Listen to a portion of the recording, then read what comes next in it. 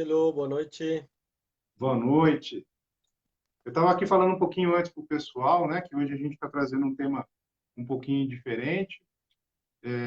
Lembrando que é dentro do ambiente de empresas, de negócios, como desenvolver o seu negócio utilizando a estratégia Disney, que é uma técnica que nós utilizamos dentro do coaching integrativo sistêmico. Logicamente, ele tem vários elementos. Eu gostaria que você trouxesse, né, já que a gente sabe que é um estudo de partes internas, não é? Um modelo de análise de partes internas, e tem uma presença aí do DILTS, né? Com a identificação desse modelo. Então, eu queria que você começasse, né, introduzindo sobre esse assunto, para a gente ir apresentando para quem está nos acompanhando aqui. Claro, Marcelo. Bom, boa noite a todos, né? Sejam bem-vindos ao vivo ou em gravação, assistindo a gravação. E sim, é o que você falou, Marcelo. A estratégia Disney é uma forma de observar a atuação de uma pessoa através de algumas perspectivas especiais. Então, a primeira perspectiva especial é pelo paradigma, pelo pensamento de que existem partes internas. Temos as partes internas, já abordamos elas de diferentes lugares que podem ser chamadas de ou consideradas de aspecto da ambiguidade. Tem uma parte que é otimista, tem uma parte que é pessimista, tem uma parte que é criativa, tem outra parte que é mais quadradinha, metódica, e de como eu vou privilegiando, estimulando, reprimindo essas partes, acabo tendo uma atuação. É, os arquétipos, que foram o tema de outras lives, podem ser enxergados também como partes internas. Neste caso, as partes internas, pela estratégia Disney, é, são três personagens, três estilos de interagir com projetos. Né? E de onde que surgiu isso? Robert Dilts, um dos criadores da programação neurolinguística, ele iniciou uma série de projetos de modelagem de pessoas e personagens bem-sucedidos, e ele começou a fazer uma pesquisa histórica, até de pessoas contemporâneas ou de pessoas que já tinham falecido, criadores, artistas, empresários, cientistas, para descobrir, bom, como que essas pessoas pensavam. Será que podemos aprender sobre como era o pensamento e a ação dessas pessoas? Será que podemos levar isso para alguém que não tem a mesma história pessoal que eles?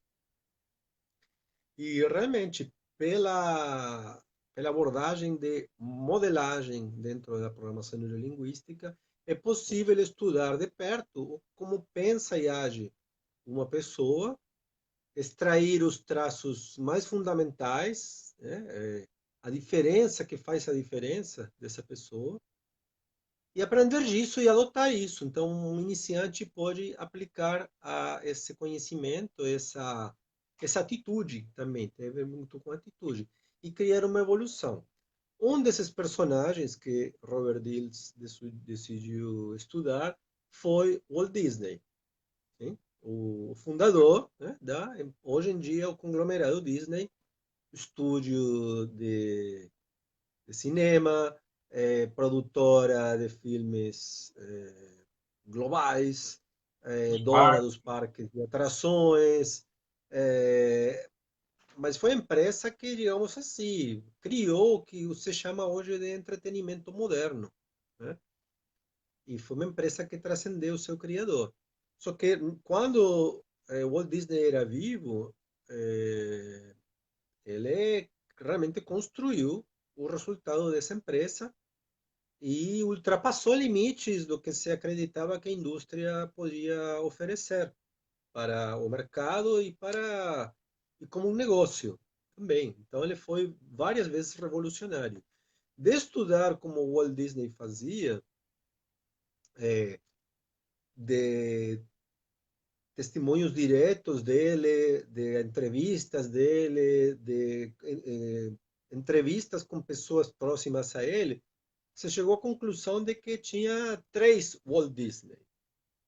Eram três pessoas, pelo menos, né? E um deles era o sonhador. O Walt sonhador era alguém que olhava para as nuvens, né, e enxergava tudo aquilo que não existia. Ele é capaz de sonhar sem limite. E ele era bem consistente. O dia que Walt aparecia sonhador, ele era fantástico como sonhador. Aí tinha outro aspecto do Walt que era o realizador. É aquele que bota a mão na massa, né? Aquele é o líder de projeto, aquele que constrói, constrói, constrói. Tipo, rolo compressor. Que executa. E executa, se responsabiliza. Vamos nos detalhar, vamos nos debruçar em cada personagem um pouquinho mais na frente. E depois tem um terceiro personagem que foi chamado do o crítico ou o pensador, dependendo da bibliografia e quem está ecoando esse conteúdo. Mas sei que às vezes a palavra crítica já tem um peso, né? Um Sim. peso negativo. Só que o pensamento crítico não é negativo em si mesmo. A crítica tóxica, sim, é uma ferramenta, um processo, uma dinâmica muito destrutiva. Porém, pensamento crítico é extremamente construtivo. Então, e ele tinha uma capacidade de se focar na crítica, sem medo de se autocriticar ou criticar as suas equipes, né? Mas tem traços que fazem uma crítica positiva ou viram ela para uma crítica não tão positiva. Então, esses três personagens, não só a estrutura e a apresentação deles é importante, mas também o relacionamento entre eles. Como eles se relacionavam, como o projeto virava um, uma criação que passava de mão em mão e era construído, revisado, ajustado, ressonhado e ia crescendo e amadurecendo como se fosse uma coisa passando de mão em mão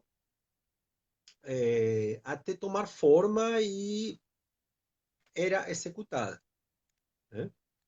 Porque tinha muito um grande ênfase em planejamento. A estratégia Disney original.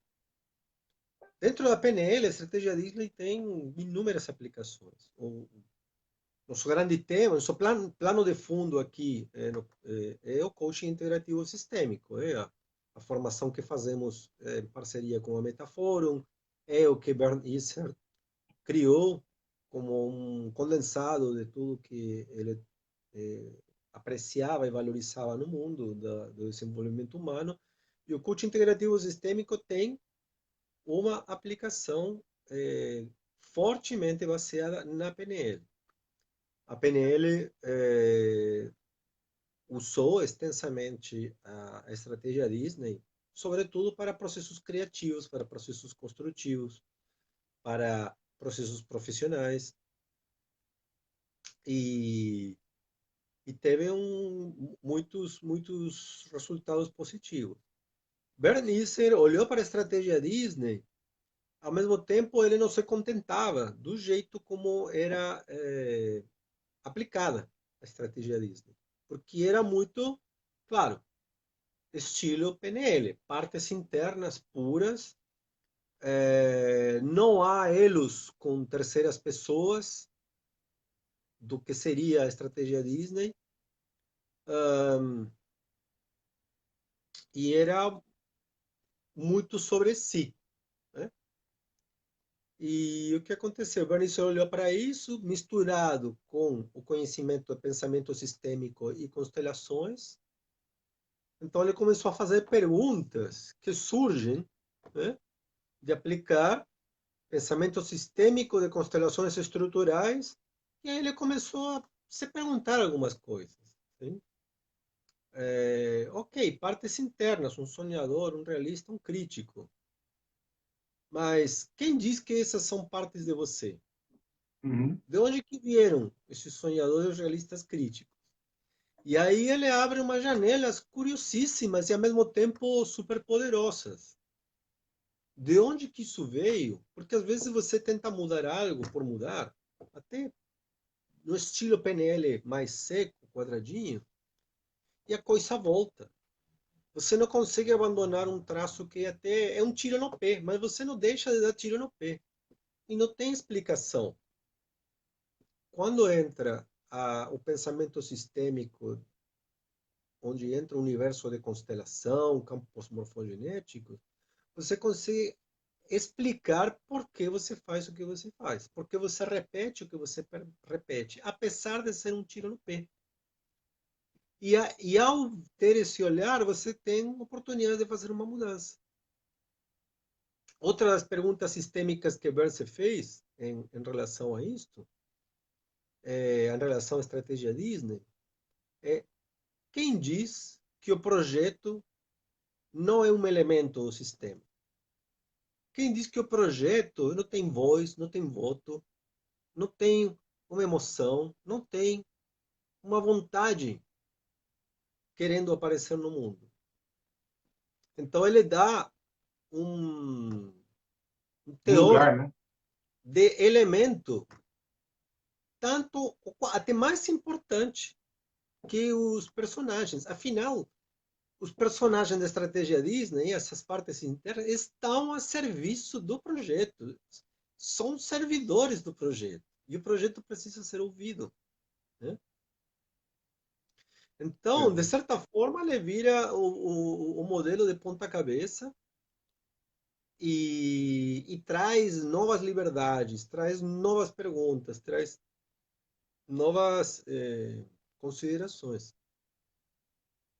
Então, assim, isso é 5 minutos sobre estratégia Disney a estilo coach integrativo sistêmico, onde entram através da mão de Bert Isser o pensamento sistêmico e constelações, e é um princípio de mudanças bem interessantes.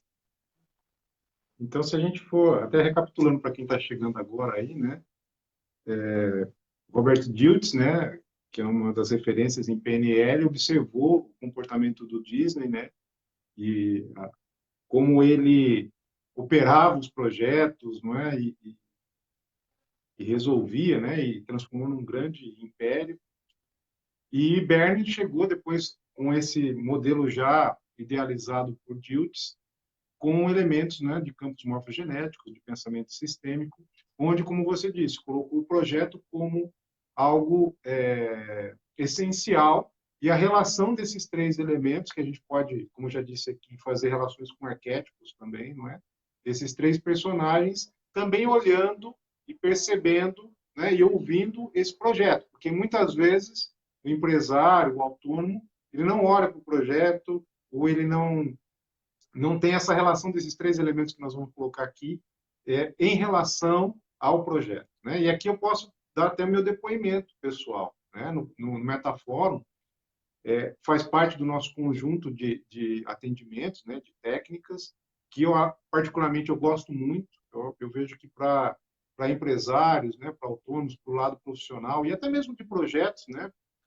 Que às vezes podem ser até de cunho pessoal, mas como nós estamos falando de empresas aqui hoje, ele ajuda muito a ampliar a nossa visão, né, sobre realmente o projeto. Eu me lembro que eu cheguei no Metaforum, eu tinha feito a minha transição de carreira e ainda estava bem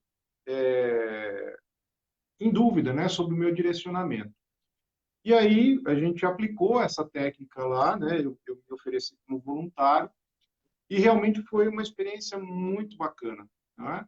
Onde eu saí, a partir dessa técnica, convicto de que realmente eu ia montar o meu negócio, a minha empresa, que eu ia trabalhar realmente com, né, o coaching, com constelações, e não voltar mais para a área executiva, para o mercado CLT, vamos colocar assim. Onde eu percebi algumas lealdades, né, familiares, sistêmicas, e reconheci essas partes internas, né, tanto do realizador como do sonhador, do crítico, que no meu aspecto pessoal tinha essa questão do crítico, de que às vezes é ele que impede, não é, do projeto ir à frente, não é? E, e nem sempre, né? Às vezes, em alguns outros casos, pode ser o realizador, pode ser o sonhador e etc. Mas o que eu saí, né, dessa abordagem foi realmente focar o projeto, foi olhar para ele e ver a minha relação, não é, o que eu sentia e o que o projeto também sentia em relação a mim. E essa conexão, ela fluiu. Né? E sinto que neste momento da minha vida, da minha carreira, realmente tem feito muito sentido aquela visualização, aquele trabalho, né? Onde eu pude dar forma àquilo que estava só no meu pensamento. Estou ainda dando pequenos passos, né? Estou começando os meus atendimentos, tendo alguns clientes, né? Coaching em grupo, e realmente eu vejo hoje o desdobramento daquela atividade que durou 30, 40 minutos, e que me deu essa visão mais ampliada sobre as possibilidades que a gente tem quando a gente percebe esses três elementos, né? E como a gente olha na estrutura da Disney hoje, né? E toda a história que ela tem, e realmente você consegue perceber cada uma delas numa estruturação de um negócio, numa estruturação de um projeto. E que muitas vezes o empreendedor ou o autônomo, às vezes ele tem essa dificuldade em um desses aspectos. Como a gente já colocou aqui, o ser humano é ambíguo. Então, ao mesmo tempo que ele quer, às vezes não quer, ou sabe, mas não sabe. Enfim, nesses três personagens a gente tem condição de ampliar essa visão e olhar realmente para aquela que talvez seja o personagem que impeça o projeto de se realizar. E como você colocou no início, as três partes elas têm que se conversar, elas têm que estar em equilíbrio, em conexão, em prol do projeto. Né? E o projeto conectado com esses três personagens, porque senão, fatalmente, a coisa vai se perder no meio do caminho. Certo? Sim, o que aconteceu com você no processo durante o curso é um clássico sobre os aprendizados, evoluções que um cliente pode chegar a ter em num exercício. E dentro do que é um atendimento um a um, é uma dinâmica de meia hora, 40 minutos, como você falou. Também, se temos mais tempo, chegamos a usar uma hora, mas depois disso já começa a cansar. Mas realmente você identifica momentos no atendimento que você diz, essa pessoa já não consegue pensar do jeito antigo. Acabou de mudar seu jeito de pensar e, e muito, para quem nunca olhou para esses padrões, essas estruturas, é muito comum dizer, ah, eu sou assim, é meu jeito de ser, porque na verdade é porque você não aprendeu outra coisa. Mas você consegue aprender a ser diferente, né? Se não entramos naquela história da parábola do escorpião e do sapo, e que o escorpião não consegue evitar ferrar o sapo mesmo sendo assistido para atravessar o rio. Ah, eu vou ferrar você mesmo atravessando o rio, né? E isso é uma fatalidade boba, por dizer assim. Eu vou brigar, assim, vamos começar um projeto, na metade eu vou brigar com você, porque esse é meu jeito de ser, essa é a minha personalidade, e eu não estou disposto, afinal nem consigo mudar. Então, você vai precisar me aturar quando eu brigar com você, e vai ser você que vai embora, porque eu vou continuar brigando.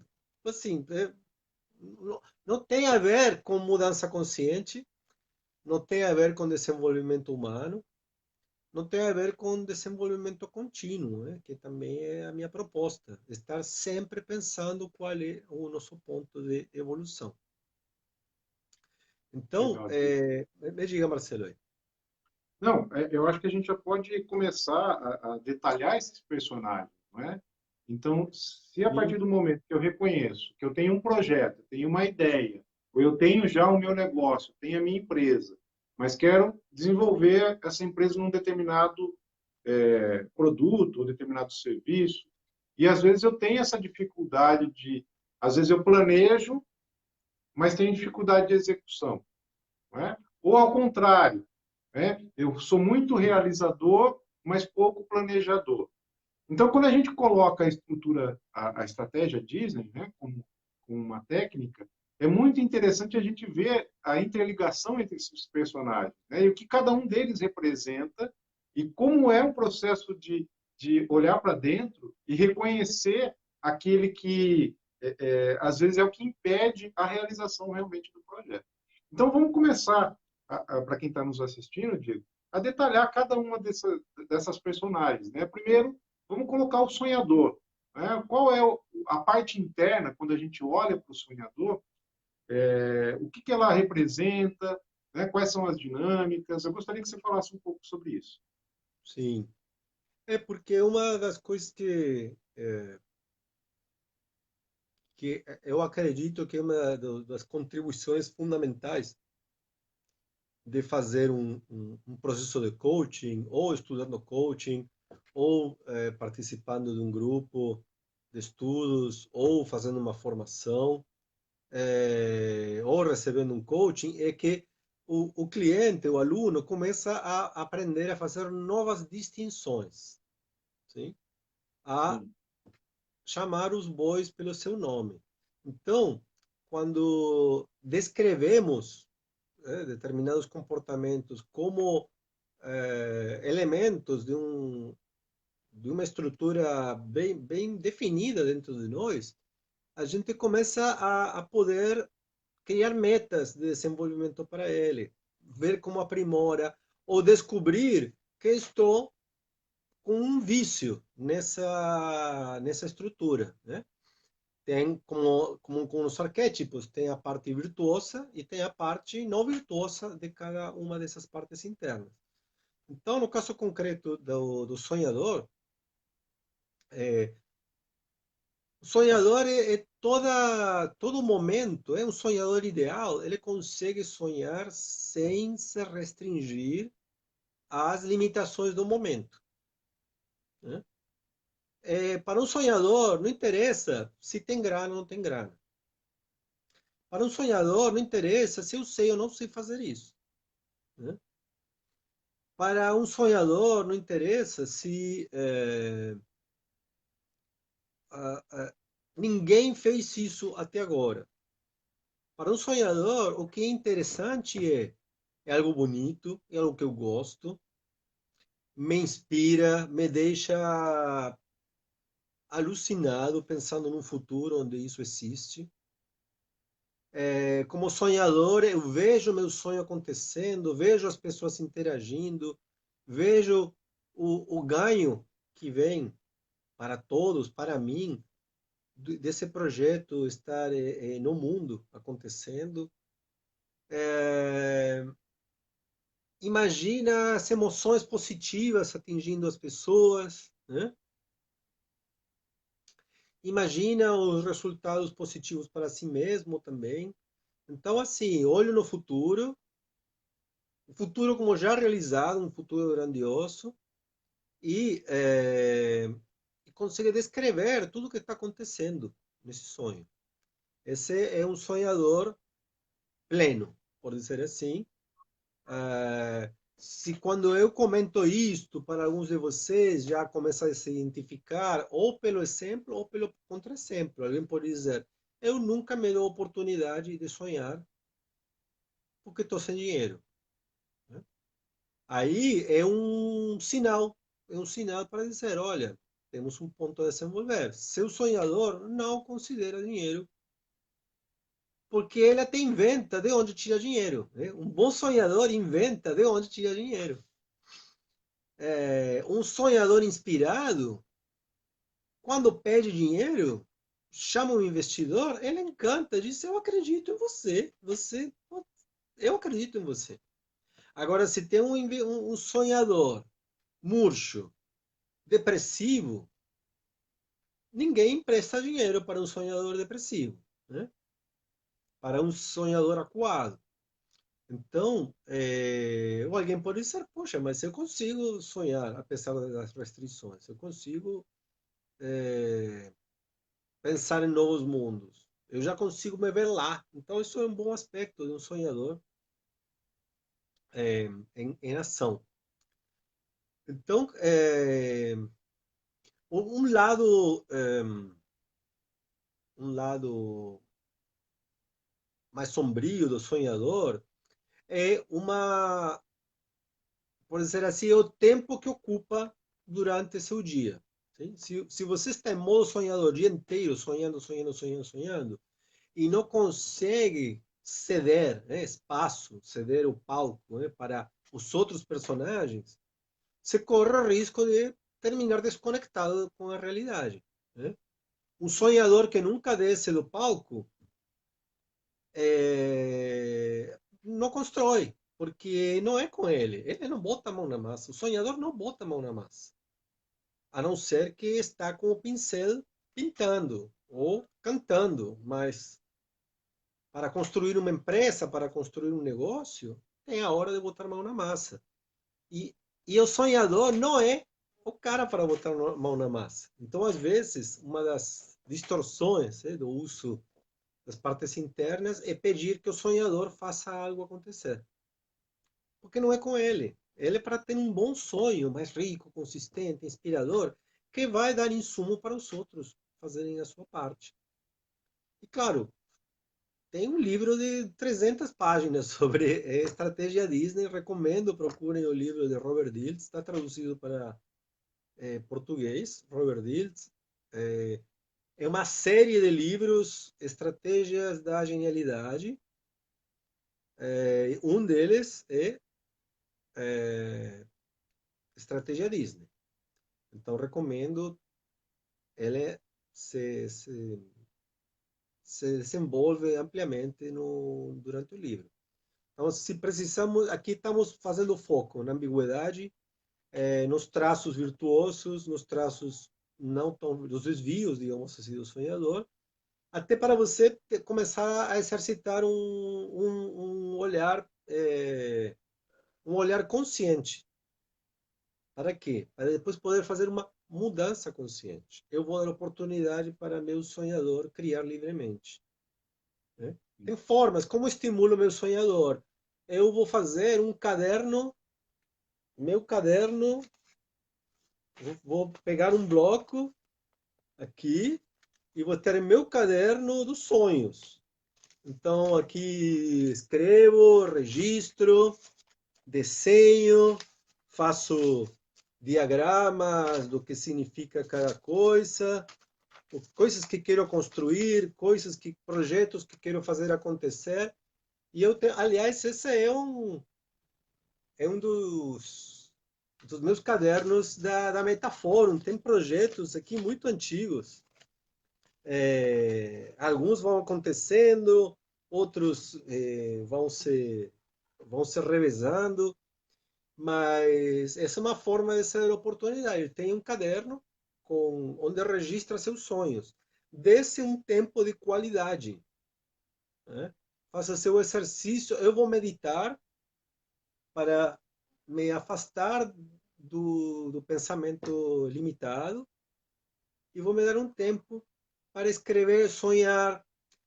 Talvez desenhar, não sei desenhar, mas eu posso gravar. Eu posso gravar no meu celular ou no computador.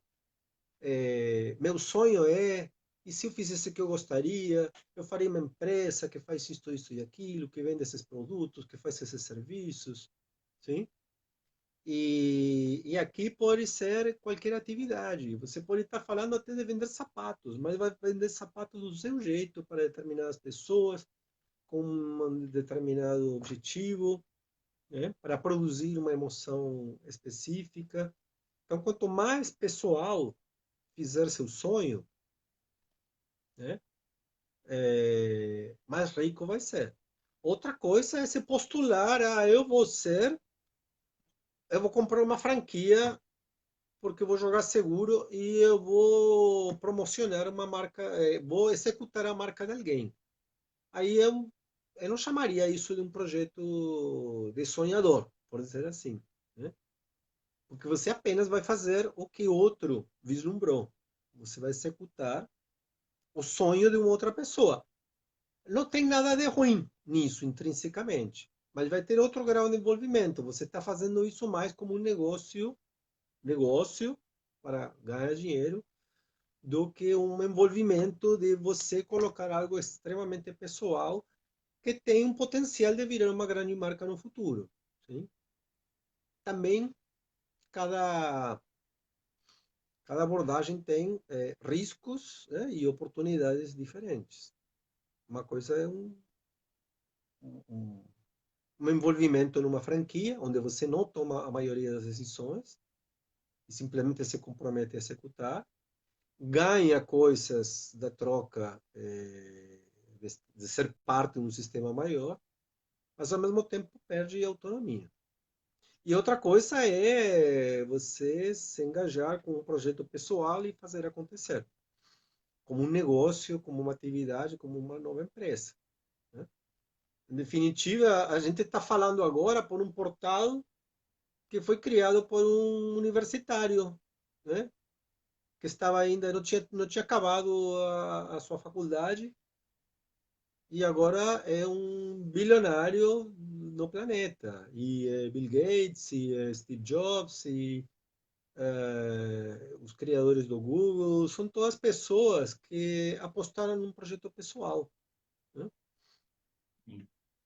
E você sabe que Então, ouvindo essa você é, falar, eu diria, uma das formas que podemos estimular o sonhador a trabalhar mais eficazmente. e ouvindo você falar, eu lembrei de uma frase que dizem que é do Walt Disney, né? Que ele fala que se você pode sonhar, você pode realizar, não é? E realmente isso tem tudo a ver com aquilo que a gente está dizendo aqui, que às vezes o sonho a gente coloca condições para ele, como você estava falando, né, de dinheiro, de estrutura, mas sonhar, né, como a gente brinca no Brasil, não paga nada, né, não paga imposto. Então, normalmente é importante, como você disse, né, anotar. Eu conheço algumas pessoas que realmente têm essa prática de anotar sonhos, anotar projetos, detalhar isso no papel ou no seu celular, um bloco de notas, enfim. O ideal é realmente não deixar isso se perder, né? E aí a gente vai para a segunda parte, não é, Diego? Já que eu sonho, eu tenho um planejamento, eu tenho uma ideia, e muitas vezes se isso é feito com a sua essência, né, com os seus recursos, aí vem o segundo passo, né, que é o segundo personagem, o realizador, não é? Então, primeiro idealizei o meu projeto, sonhei, né, imaginei etapas, olhei para o futuro e, como você disse, às vezes, se eu cobrar do sonhador uma ação, eu posso, muitas vezes, não ter o resultado desejado. Então, agora acho que seria interessante a gente entrar no segundo personagem, que é o realizador, aquele que vai executar, não é? Então, eu queria que você explicasse também como é o papel dele, né, desse elemento dentro da E estratégia. o realizador tem um tom totalmente diferente. O realizador é a hora de botar a mão na massa, né? É a hora de ah, executar, de comprar, de contratar. É a hora de identificar quem vão ser seus parceiros. É a hora de identificar quem vão ser seus colaboradores. É a hora de fazer contratos, né? É a hora de escolher matéria-prima, é a hora de escolher os processos. Vocês veem que nada disso tem a ver com sonhadores. É quem realiza, quem faz acontecer. Então, com um roteiro de sonho, né, entra o realizador. E aí ele vai gerar, por dizer assim, uma lista de compras, lista de materiais. Para fazer acontecer esse projeto, eu preciso de insumos, eu preciso de contratos, eu preciso de assessorias, sim? E boas habilidades do realizador é o de utilizar o calendário, utilizar cronogramas, colocar coisas, traduzir as ideias em compromissos, sim? Conceitos em agenda. Esses são os papéis do realizador. Ele não questiona. É para fazer isto? Eu faço. Eu vou precisar, sei lá, R$ 5.000 para contratar isto. Porque ele diz, isso que custa no mercado fazer acontecer. Eu preciso tantos quilos de tinta, eu preciso tantos metros de loja, eu preciso tantos meses para fazer a reforma do local. Não sei. Mas aí está lidando com fatos e dados, né? O realizador lida com fatos e dados, e ele pensa: o que eu preciso fazer agora? O que eu posso fazer hoje? Né? Qual é o passo do plano que consigo executar agora? E já de olho na semana inteira. Hum? Então, ele tem um olhar de curto prazo, prazo imediato, e gestão de recursos. Então, é um jeitão bem diferente de interagir. A gente só de escutar, puxa vida, estou falando de outra pessoa, não estou falando? Né? Mas é a mesma, está dentro de você. Você pode reconhecer que simpatizou mais com o sonhador, simpatizou mais com o realizador. Ou ela te implicou com algum deles. Né? Lados escuros do realizador está combinado, está feito, eu não quero renegociar. Sim? Ah, eu me comprometi para isso, não renegocio. Sim? Ou estou fazendo por mim, ele não escuta, não interage. O realizador é missão dada, missão cumprida, mas não pode mandar parar ele. Ele começou a quebrar a parede e ele, até terminar de quebrar a parede, ele não para. Né? Então, ele pode ser muito radical, o realizador. Pode ser visto como uma pessoa dura de fora, né? Como uma pessoa obstinada. Então, o lado Sim. escuro do realizador é uma pessoa obstinada. Aí você pode já fazer as suas autopercepções quanto você visita o lado escuro do realizador ou o lado virtuoso do realizador. Porque dessa forma a gente começa a distinguir. Ah, eu não sabia que isso dá para mudar isso? Sim. Tudo que estou trazendo à tona, primeiro você observa, faz uma avaliação funcional, isso está dando certo para mim ou não? E podemos trocar. Temos dúzias de técnicas e processos no coaching integrativo sistêmico para introduzir mudanças. O olhar de estratégia Disney nos permite perfilar três aspectos que fazem acontecer seu negócio. E a partir de aí, podemos dizer: estou bem, estou não tão bem. Tenho oportunidades de melhoria aqui. E aí depois vamos a introduzir as melhorias. Eu me lembro até quando eu passei pelo atendimento, né, da estratégia Disney, o meu realizador era o que empacava, vamos dizer assim, o projeto, né? Porque às vezes a gente tem isso que você acabou de dizer, essa dificuldade de replanejar, de recalcular a rota, né? Não, você mandou eu fazer isso aqui, eu vou fazer isso até o final, não é? Não quero parar no meio do caminho e ter que refazer coisas, né? Isso era uma coisa que sempre me assombrava quando eu tinha que refazer planilha, refazer algum determinado trabalho, né? Então, muitas vezes o realizador ele tem essa dificuldade de de refazer, de recalcular, né, de se reorganizar. Bom, mudou os planos, e muitas vezes isso acaba acontecendo, né, Diego? Então, Sim, ouvindo você falar, eu lembrei. aham. E aí o que acontece? Aí vem a resposta emocional. E isso que nos derruba. A resposta emocional para quando o nosso personagem não consegue fazer acontecer. Então, por exemplo, voltando um pouco para o sonhador, mas um sonhador que nunca viu as suas coisas acontecendo já começa a perder o tesão de sonhar, né? Então já sonhar já é frustrante, porque ele se lembra de todas as coisas que sonhou e não aconteceram. Então até um Exatamente. sonhador abandonado acaba criando um sonhador disfuncional, porque ele já não se anima mais a sonhar, já se frustra antes de começar. Um realizador que já está desconfiando que começo algo e vai mudar, né? Ou se sente traído quando começou a fazer um projeto e agora tem que mudar, e aí perde o chão. E essas respostas emocionais é o que eu chamo do emoset, né?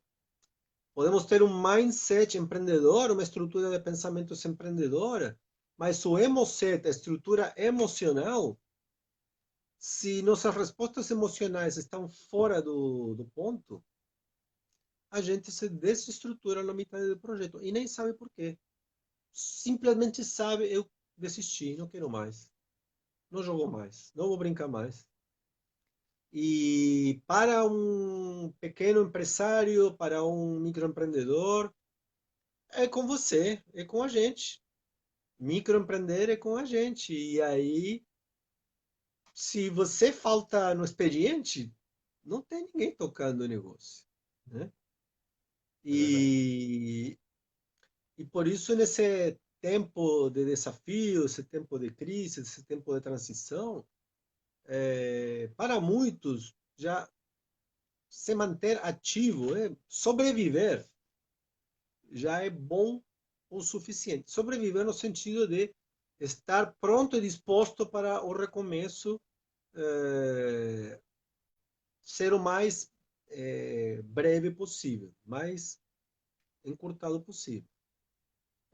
Porque haverá muitos que, por diferentes motivos, e principalmente o emocional, vamos chegar num cenário de reabertura, de normalização, e a pessoa vai estar tão fora do ponto que ela nem quer continuar. Ela desistiu antes, né? Ela saiu do torneio antes da reabertura. E muito do que a gente foca, estimula e procura apoiar com esse ciclo de mudança consciente é essas pessoas que estão em posição ou de desistir ou de continuar. Então E não é agora, pouca né, coisa. Me diga. e, e diante disso, né, de olhar tanto o papel do sonhador e do realizador, a gente traz o terceiro elemento, né, o terceiro personagem, que é o crítico ou pensador. E às vezes, quando a gente fala do crítico, muitas vezes a gente já tem um certo preconceito, né? Lá vem ou a reclamação, ou o apontar de dedos, né? Só que o crítico ele funciona muito mais com um papel de filtro, porque é necessário também olhar para outras possibilidades e outras situações nessa dinâmica que a gente está colocando aqui da estratégia. E aí eu queria que você explicasse isso também, né? Esse terceiro personagem, esse terceiro elemento dentro dessa estratégia Disney. O terceiro personagem, a terceira parte interna da estratégia Disney é o crítico ou o pensador. E assim, é a capacidade de tomar distância e de ficar de ficar neutro em relação ao seu próprio projeto e poder pensar o que eu não levei em conta ainda, do que estou me esquecendo, né? É como sair, pegar viagem na estrada, sim? Fazer uma viagem de 1.000 quilômetros de carro. Uma coisa é andar na cidade, e outra coisa é pegar a estrada e andar 1.000 quilômetros. E aí você tem que se perguntar, o estepe está cheio, né? A Uhum. roda estepe está com pressão, o meu macaco funciona se eu tenho que trocar o pneu na estrada, como estão os freios, meus pneus estão lisos ou não para pegar a estrada mesmo, quando foi a última manutenção, diferentes coisas que olhar para o mapa e ver os postos de gasolina e fazer uma estimativa de quando que eu vou estar recarregando gasolina. Isso para meu negócio. O que, que não pensei ainda em relação ao meu negócio? Né?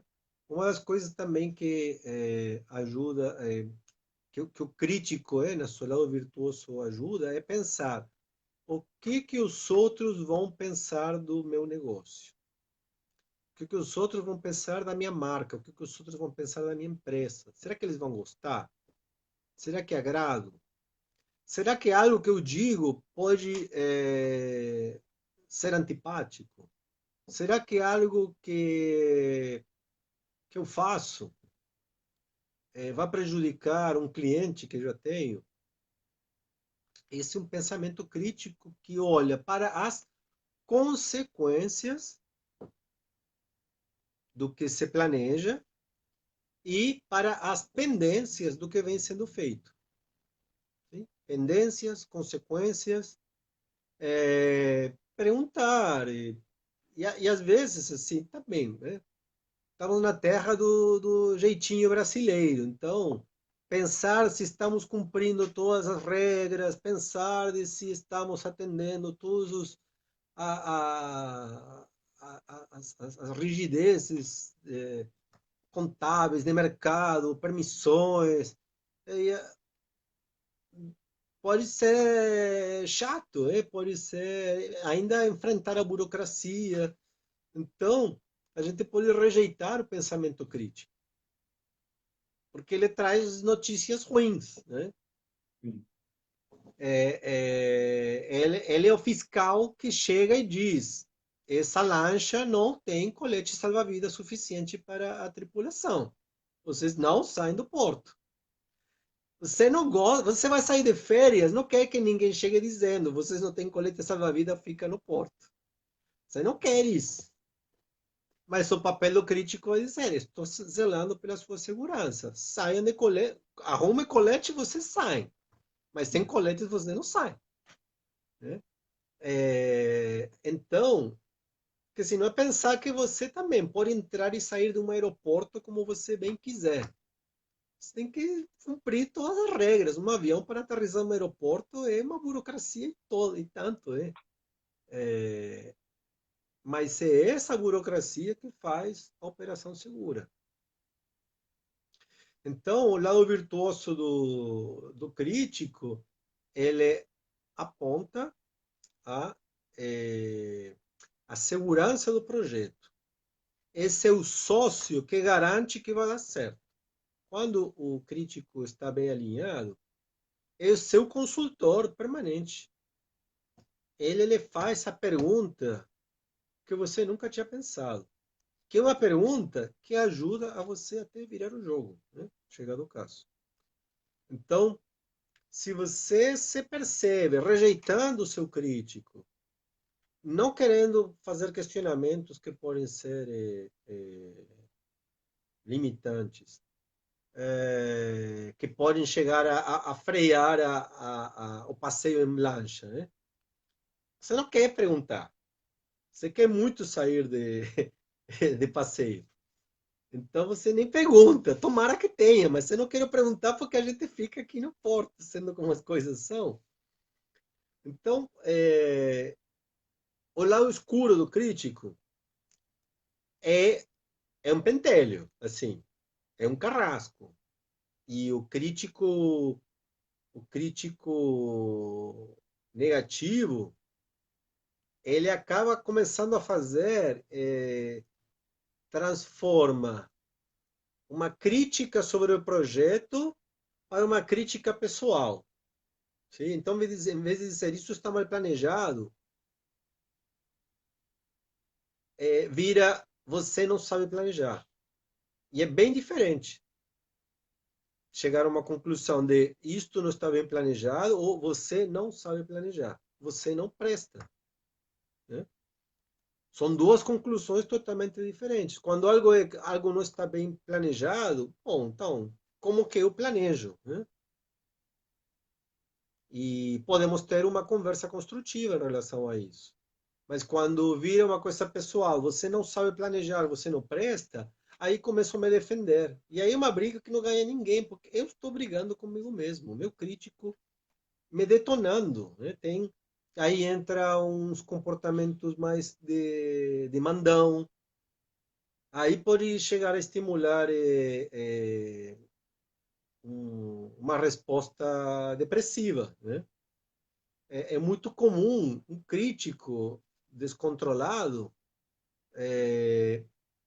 encarnar no sonhador, ao ponto tal de destruir ele completamente. Então, o sonhador, por estar tão bombardeado por críticas, até injustas, por um crítico desgovernado. E aí ele desiste, não sonha mais. E aí temos um sistema sem energia. Temos uma pessoa que perdeu a vontade de fazer coisas que se sente envolvido. Então, aí você pode perceber, né, quanto de autocrítica construtiva e quanto de autocrítica pesada você exercita. E como você se comporta perante isto e como você se trata, né, na hora de eu errei, né? E como você se levanta de um erro. Esses são espaços onde já começa a ver como a equipe interage, né? Dos estropeços, como você se tratou através do seu tropeço. E às vezes a gente se levanta na base do berro, né? Sim. Às vezes a gente se levanta na base de um bullying interno que a gente se faz. E às vezes a gente recebe ajuda externa, de um bullying externo, né? Como um estímulo. Para alguns é a forma que aprenderam a fazer. No coaching integrativo sistêmico, a gente não aposta o resultado pela pressão. O resultado pela pressão é muito caro, energeticamente, emocionalmente. Então, a gente busca estimular resultado pela inspiração, pelo engajamento, pela permissão, né? Pela vontade de fazer acontecer. Isso é bem mais sadio e mais encantador. É o que Bert propus e eu adotei, eu gostei também, tinha muito a ver com as minhas escolhas. E então aí temos três personagens, os personagens têm os lados mais virtuosos, têm os lados mais pesados e tem o relacionamento entre eles. Sim? É, e, e a pergunta que então vou deixar você comentar, arredondando essa parte agora, Marcelo. Então, Diego, só relembrando que nós já estamos chegando quase no final aqui da nossa live, já está praticamente no fim, não é? Uhum. E ouvindo você falar, realmente me vem à mente, né, de que quando eu fiz essa estratégia para minha realidade, eu percebi que o equilíbrio entre os três personagens fazem o sucesso do projeto. E quando eu harmonizei isso dentro do atendimento, eu pude olhar o projeto de uma outra maneira. E o projeto, ele ficou mais vivo, tanto no exercício quanto dentro de mim, né? Isso me energizou, me deu força, porque eu vi que aquele sonho que eu planejei, que eu imaginei, né, ele tinha condições de se tornar realidade. Mas desde que eu tivesse a força para realizar e também o crítico para avaliar, está no caminho certo, não está, está faltando alguma coisa, não está. Ou seja, esse filtro, não é? Esse olhar, né, sobre as diversas possibilidades e assim materializar o projeto como eu tenho feito, né, nesses últimos meses, depois que eu saí do Metafórum, planejando as minhas ações, os meus atendimentos, enfim, o meu trabalho. Então, para a gente finalizar, já partindo para o final, eu queria que você trouxesse as suas considerações finais para a gente dar uma boa noite para o Claro. pessoal. E um pouco o que você comentou, para mim a essência de tudo isso é estabelecer uma nova confiança dentro de si. O sonhador confiando no crítico, confiando no realizador. O crítico confiando no realizador e no sonhador. O realizador confiando no sonhador e no crítico. Todos criando um novo pacto de confiança, em vez de estar concorrendo pela dominância ou estar se destruindo. Então, essa é uma primeira abordagem do que podemos falar sobre sonhador realista crítico pela perspectiva sistêmica. O tema é longo, a gente evaporou essa hora, assim, realmente é muito rico. E, como você comentou, há um atendimento onde as pessoas passam e fazem uma rotina de construção desse novo pacto interno e essas novas descobertas. Convido a quem ficar interessado, curioso, a me acessar para descobrir o que pode fazer a respeito. Você mesmo fez a formação também já atende pessoas nesse.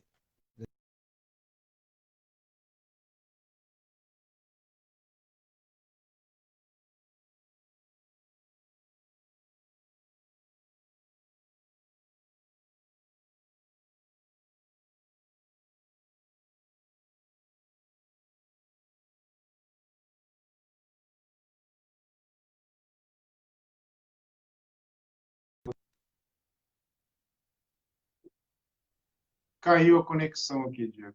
Aí algo aconteceu. Caiu a conexão aqui. Estamos na mesma live ou parece que reiniciou a live? O que você Então, acha? eu não sei. Eu não consigo te dizer aqui. Ele me deu a Tá bom, opção para concluir, mas eu acho que ainda estamos na mesma. Ele estava tentando tudo reconectar. bem.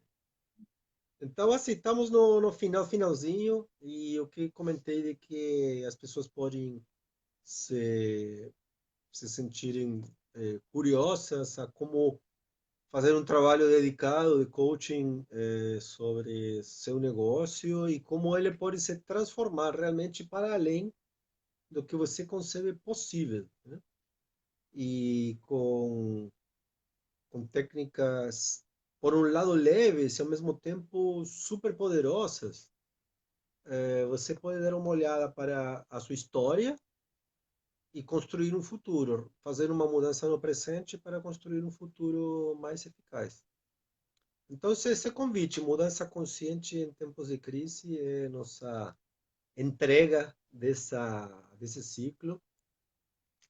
Eu lhe agradeço, Marcelo, pela persistência também, pela sua presença e pela dedicação, que a gente usa bastantes horas de nossa semana para preparar esses encontros e Sim, trazer algo útil para a nossa audiência. E agradecer a Metafone também, que está acompanhando como plano de fundo esse ciclo, e que em breve poderemos fazer mais atividades já no campus Metafone, como formações e outras atividades. Então, eu lhe agradeço, Marcelo, e deixo para você as últimas palavras. legal, Diego. Eu também agradeço a sua disponibilidade, né, de partilhar o seu conhecimento, partilhar suas experiências, né, trazer para quem não conhece o pensamento sistêmico, coaching integrativo sistêmico, traduzir, não é, essas técnicas e tudo aquilo que a gente aprende dentro da formação e de uma forma, né, compartilhada, e agradecer então a sua participação também, né, a sua disponibilidade, e ao Metafórum que nos apoia, ajuda na nossa divulgação, né, e que também esperamos em breve estar todos juntos lá no camp, se Deus quiser, em breve, né? E agradecer a todo mundo que acompanha, que curte, que compartilha, que assiste aqui com a gente. Então, nosso muito obrigado e até a próxima, né, Diego? Então, até já. Obrigado. Falou, boa noite, pessoal. Obrigado.